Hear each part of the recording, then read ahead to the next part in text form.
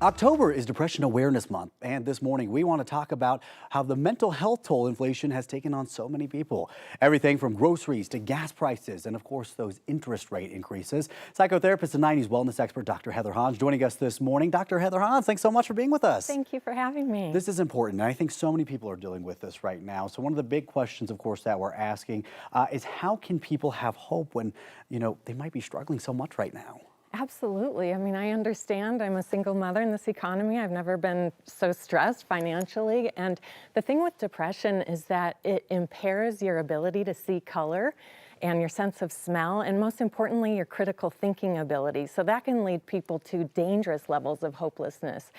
And that has ripple effects on families and also on employers because they pay a big cost for mental health issues of employees. So it creates this mass loop of suffering in the society. And so the treatments used to help people with depression really focus on changing your beliefs about yourself and what's possible in your future. And so I just want to turn to viewers and ask you to close your eyes and think about everything that you've gotten through in your life and believe that you will get through this too and be stronger for it. It's really that spark of hope that gets people through things like this. Absolutely. Both of us, we talked about our struggles on air before as well.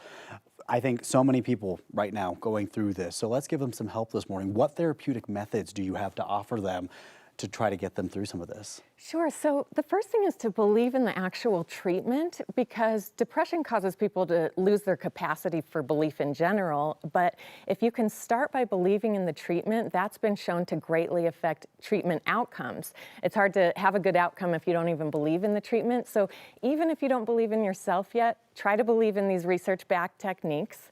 And then one way to easily remember cognitive behavioral therapy is to think of your mind like a TV, and all of your different thoughts are TV channels. And we can't control every intrusive thought that pops into our mind, but we can control the thoughts once they're there by switching the channel to a less upsetting thought.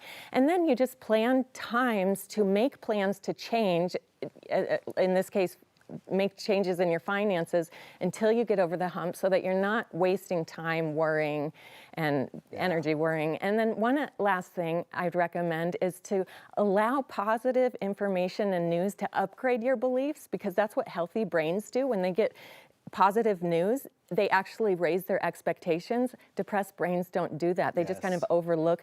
So I really encourage people to look at every little positive bit of news and know that that adds up into something big. It's a good time to change your Instagram algorithm, whatnot, get all that positivity on there. I like what you said. We've talked about it before on air here too, where you think of it as a blue sky and your thoughts are clouds. And sometimes they're lighter, sometimes they're darker, but you just let that cloud pass by and know that that blue sky is always there. Absolutely. I'm so glad you brought that up, Jordan. Yeah, well, you taught me that. You did. Where can people go for additional help if they need it? Sure. So Psychology Today allows people to search for therapists who specialize in depression.